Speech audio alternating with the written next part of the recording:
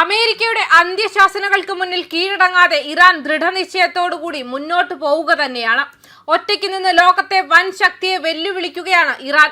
സംഘർഷമുണ്ടായാൽ കൊല്ലപ്പെടുന്ന American സൈനികരെ സംസ്കരിക്കുന്നതിനായി ആയിരക്കണക്കിന് ശവകുടീരങ്ങൾ സ്ഥാപിക്കാൻ ശേഷിയുള്ള ഒരു സ്ഥലം ടെഹ്റാനിലെ ബെഹെഷ്ത് സഹ്റ സെമിത്തേരിയിൽ ഒരുക്കിയിട്ടുണ്ടെന്നാണ് ഇറാൻ സർക്കാരുമായി ബന്ധമുള്ള മെഹർ വാർത്താ ഏജൻസി റിപ്പോർട്ട് ചെയ്തിരിക്കുന്നത്. ഇത് അമേരിക്കയെ മാത്രമല്ല മറ്റ് ലോകരാജ്യങ്ങളെയും അമ്പരപ്പിക്കുന്ന ഒരു വാർത്തയാണ്.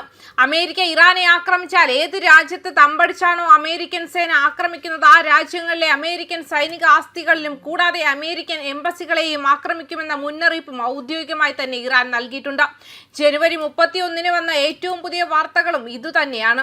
ഇറാന്റെ ഉന്നത സുരക്ഷാ ഉദ്യോഗസ്ഥനായ അലി ലാരിജാനിയാണ് സൗദി അറേബ്യ, ഖത്തർ, UAE എന്നിവയുൾപ്പെടെയുള്ള രാജ്യങ്ങളിലെ ഉദ്യോഗസ്ഥരുമായുള്ള ചർച്ചയിൽ ഇക്കാര്യം അറിയിച്ചിരിക്കുന്നത്.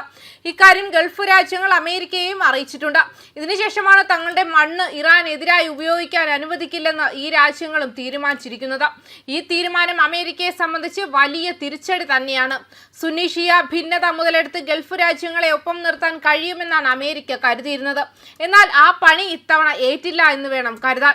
അറബ് രാജ്യങ്ങളിൽ ചിലതുമായി ഇറാൻ അഭിപ്രായ വ്യത്യാസങ്ങൾ പലതുണ്ടെങ്കിലും ഇറാൻ ഒരു ഇസ്ലാമിക രാജ്യമാണ് എന്നത് പലപ്പോഴും അമേരിക്ക മറന്നു പോകുന്നു. ജൂതരാജ്യമായ ഇസ്രായേലിന് വേണ്ടി അവരുടെ അജണ്ട നടപ്പാക്കാനായാണ് യുദ്ധക്കപ്പലും മറ്റ് സന്നാഹങ്ങളുമായി ഇപ്പോൾ അമേരിക്ക ഇറങ്ങി തിരിച്ചിരിക്കുന്നത്. ഇതെല്ലാം കൃത്യമായി തന്നെ ലോകത്തെ ഇസ്ലാമിക വിശ്വാസികൾക്ക് അറിയാം. ഇറാനിലെ പ്രക്ഷോഭകരെ ഭരണകൂടം കൂട്ടക്കൊല ചെയ്യുന്നതിനാലാണ് തങ്ങൾ ഇടപെടുന്നതെന്ന് പറയുന്ന അമേരിക്ക 1,00,000-ലധികം പലസ്തീനികളെ ഗാസയിൽ ഇസ്രായേൽ കൊന്നൊടുക്കിയപ്പോൾ എന്ത് ഇടപെടലാണ് നടത്തിയതെന്നതും നാം കണ്ടിട്ടുള്ളതാണ്. ലോക ചരിത്രത്തിലെ ഭയാനകമായ കൂട്ടക്കുരുതി ഗാസയിൽ നടക്കുമ്പോൾ കയ്യും കെട്ടി നോക്കി നിൽക്കുക മാത്രമല്ല ഇസ്രായേലിനെ പിന്തുണയ്ക്കുക കൂടിയാണ് അമേരിക്ക ചെയ്തിരുന്നത്. ഇസ്രായേലിന്റെ കൈവശമുള്ള ആയുധങ്ങളിൽ നല്ലൊരു പങ്കും അമേരിക്ക നൽകിയതാണെന്നതും നമ്മൾ മറന്നു പോകരുത്. അതായത് ഇസ്രായേൽ എവിടെ ആക്രമണം നടത്തിയാലും അതിനെ ന്യായീകരിക്കുക മാത്രമല്ല സംരക്ഷിക്കേണ്ടതും തങ്ങളുടെ ഉത്തരവാദിത്വമായാണ് അമേരിക്കൻ ഭരണകൂടം കാണുന്നത്. ഗാസയിൽ മൗനം പാലിച്ചവർക്ക് ഇറാനിൽ ഇടപെടാൻ എന്ത് അവകാശമാണുള്ളതെന്നും ചോദിക്കുന്നുണ്ട്.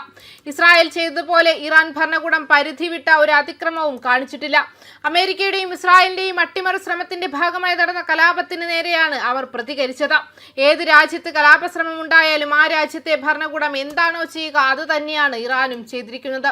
ഇക്കാര്യം തിരിച്ചറിഞ്ഞതുകൊണ്ടാണ് UN മനുഷ്യാവകാശ കൗൺസിലിൽ ഇന്ത്യ പോലും ഇറാനെ പിന്തുണച്ചിരിക്കുന്നത്. ഒരു യുദ്ധമാകുമ്പോൾ ഒരിക്കലും വിജയം ഏകപക്ഷീയമാകില്ല. സംഘർഷമുണ്ടായാൽ തീർച്ചയായും ഇറാന് വലിയ നഷ്ടങ്ങൾ ഉണ്ടാകും. ആ രാജ്യത്തെ ബോംബിട്ട് തകർക്കാൻ അമേരിക്കയ്ക്ക് കഴിഞ്ഞാലും സൈനികരെ അയച്ച് കീഴ്പ്പെടുത്താൻ ഒരിക്കലും കഴിയുകയില്ല. അതിന് കാരണം ഭൂമിശാസ്ത്രപരമായ കവചം തന്നെയാണ്. മലകൾ സംരക്ഷണം തീർക്കുന്ന ഇറാനിൽ അമേരിക്കൻ സൈനികർ ഇറങ്ങിയാൽ വിയറ്റ്നാമിൽ സംഭവിച്ചതിന്റെ പുതിയ രൂപമാണ് അവർക്ക് കാണേണ്ടി വരിക. പേർഷ്യൻ പോരാളികളായി അറിയപ്പെടുന്ന ഇറാൻ സൈന്യത്തോടും അവിടുത്തെ ജനങ്ങളുടെ പോരാട്ട വീര്യത്തോടും പിടിച്ചു നിൽക്കാൻ മാസശമ്പളത്തിന് സേവനമനുഷ്ഠിക്കുന്ന അമേരിക്കൻ സൈനികരുടെ വീര്യം പോരാതെ വരും.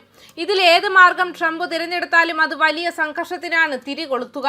ഒരു 3ാം ലോക മഹായുദ്ധമായി ഈ സംഘർഷം മാറിയാൽ പോലും അത്ഭുതപ്പെടേണ്ടതില്ല. കാരണം വെനസ്വേലയല്ല ഇറാൻ, അതുപോലെ തന്നെ നിക്കോളാസ് മഡൂറോയല്ല ആയത്തുള്ള അലി ഖമേനി എന്നതും ഓർക്കണം. യുദ്ധം സംഭവിച്ചാൽ ഇറാന് മാത്രമല്ല അമേരിക്കയ്ക്കും ഇസ്രായേലിനും വൻ നഷ്ടമാണ് ഉണ്ടാവുക. ലോകത്ത് അമേരിക്കൻ മേധാവിത്വത്തിന് ഏൽക്കുന്ന ആദ്യ അടിയും ഇറാനിൽ നിന്ന് തന്നെ ആയിരിക്കുമെന്നും വ്യക്തമാക്കുന്നുണ്ട്. ന്യൂസ് ഡെസ്ക് കർമ്മ ന്യൂസ്.